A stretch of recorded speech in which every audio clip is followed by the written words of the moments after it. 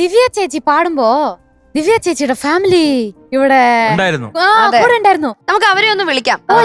അച്ഛനാണോ? അച്ഛനുണ്ട്, ഹസ്ബൻഡ് വന്നിട്ടുണ്ട്, കൊച്ചുണ്ട്. അപ്പൊ എല്ലാരും എനിക്ക് ഒരു വേദിയിൽ ഇതുവരെ കൊണ്ടുവരാൻ കഴിഞ്ഞില്ലായിരുന്നു. അപ്പൊ ഈ വേദിയിൽ എനിക്ക് ഇഷ്ടപ്പെട്ട പാട്ടാണ്. അപ്പൊ ഈ വേദിയിൽ തന്നെ വരണം. എന്താണെന്നറിയോ, നിങ്ങളുടെ ബേബിക്ക് എത്ര വയസ്സായി? 1.5 വയസ്സായി. 1.5 വയസ്സ്. അവിടെ ഡയറക്ടർ ക്ലാപ്പ് എന്ന് പറഞ്ഞാ ആ ബേബി ക്ലാപ്പ് അടിക്കുന്നു.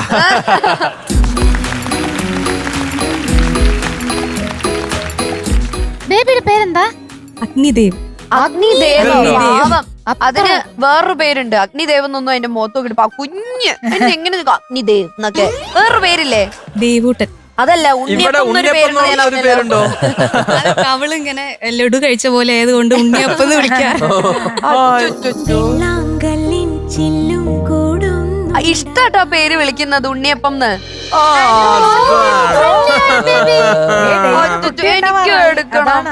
എനിക്ക് എടുക്കണം. എന്നെങ്കിൽ ഓടിവാ.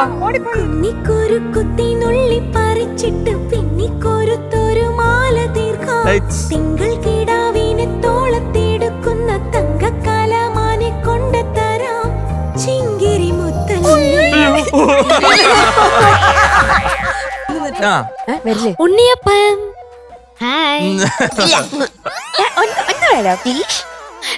എന്റെ അടുത്ത് ഇല്ല, ആരുടെ അടുത്തും വരില്ല. അതെങ്ങനെ ഡെയിന്റെ അടുത്ത് മാത്രം? അതെ, ഉണ്ണിക്കറിയാലോ വല്ല പഞ്ഞം. ഒരു പാട്ട് പാടി കൊടുക്കുക ബേബിക്ക്, അപ്പൊ ചെലപ്പോ വന്നാലോ. ഉണ്ണി വാവാവോ പൊന്നുണ്ണി വാവാവോ ഉണ്ണി വാവാവോ.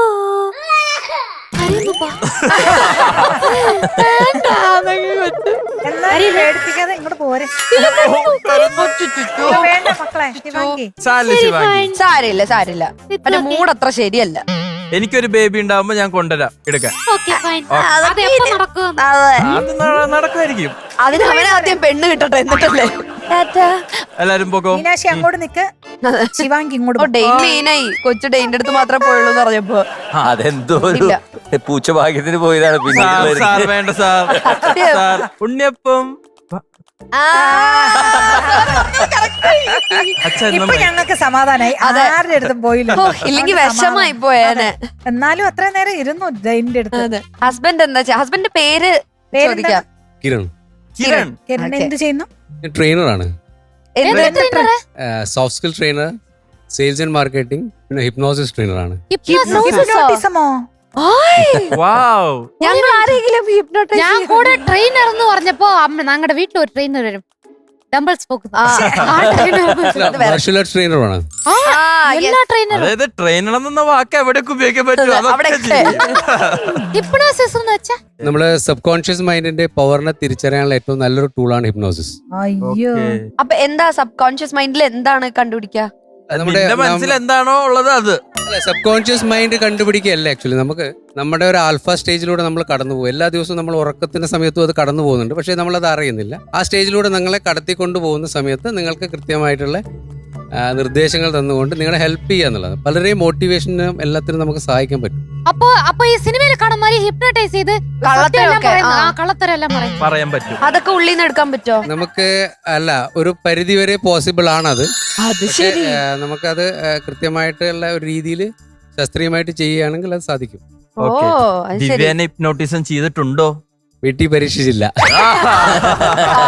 ദിവ്യയുടെ ഒരു അവസ്ഥ, ഞാൻ ഉറങ്ങാറേ ഇല്ല. ശരി, അച്ഛൻ എന്ത് ചെയ്യുന്നു? അച്ഛൻ ഡ്രൈവറാണ്. ദിവ്യയുടെ അച്ഛനാണോ? ഓക്കെ, ശരി. അച്ഛന്റെ പേര്? അച്ഛൻ ആദ്യമായിട്ടാണ് അല്ലേ? അച്ഛനും ഹസ്ബൻഡും ആദ്യമായിട്ടാണ്. ഞങ്ങളുടെ നാട് കുട്ടോത്താണ്, വടകര കുട്ടോത്ത്. അപ്പൊ അവിടെ ഞാൻ സത്യം പറഞ്ഞാൽ വിചാരിച്ചു കല്യാണം കഴിഞ്ഞ് കഴിഞ്ഞാൽ നമ്മളെ അങ്ങ് മറന്നു പോകുമെന്ന് വിചാരിച്ചു. കാരണം നമ്മൾ ഇങ്ങോട്ട് വരല്ലേ ഹസ്ബൻഡിന്റെ വീട്ടിൽ. അപ്പൊ അവിടെ ആണെങ്കിൽ അച്ഛനോട് പറയാണ്, നാട്ടിൽ നിന്ന് എല്ലാവരും ചോദിക്കണം, അയ്യോ എലിമിനേഷനിലായോ, ഇതിലേക്ക് കടക്കാൻ പറയണേ എന്നൊക്കെ പറഞ്ഞ് ഭയങ്കര സ്നേഹമാണ്. ഇപ്പോഴും നമ്മളെ ഇങ്ങനെ ഓർക്കുന്നു എന്ന് പറയുമ്പോൾ ഭയങ്കര സന്തോഷമാണ്. എന്താണെങ്കിലും ഇത്രയും ഞങ്ങളുടെ ദിവ്യക്കുട്ടിയെ ഇത്രയും സപ്പോർട്ട് ചെയ്യുന്ന ഹസ്ബൻഡിനും അച്ഛനും എല്ലാവർക്കും വളരെ നന്ദി. ഇപ്പൊ ദിവ്യയുടെ പുറകിൽ ETK എന്ന് പറയുന്ന ഒരു ഇനിഷ്യേറ്റീവ് ഉണ്ട്. അച്ഛനുണ്ടോ? അത് അച്ഛനും ഉണ്ട്, ഫുൾ ഫാമിലിക്ക് ഉണ്ട്. ശരി, ഓക്കെ. ഈ ETK അങ്ങനെ ചോദിച്ചേ ഫുൾ ഫോം എന്തായിരുന്നു ദിവ്യ? ഇടിപ്പോയിൽ താഴെ കുനിയിൽ. അത് എന്താ, അത് ശരിക്കും എന്തായിരുന്നു ഒന്ന് പറഞ്ഞു മനസ്സിലാക്കി. അതെന്ത് മനസ്സിലാക്കാൻ സത്യം എനിക്ക് പോലും അത് മനസ്സിലായിട്ടില്ല. അച്ഛൻ പറയാ, അച്ഛൻ പറയാം. സ്ഥലത്തിന്റെ പേരാണ്. സ്ഥലത്തിന്റെ പേരാണ്. അപ്പൊ അതിന്റെ ഒരു കൂടിയിട്ടാണ് ഡീപ്പിൽ നിന്ന് തറവാടാണ്.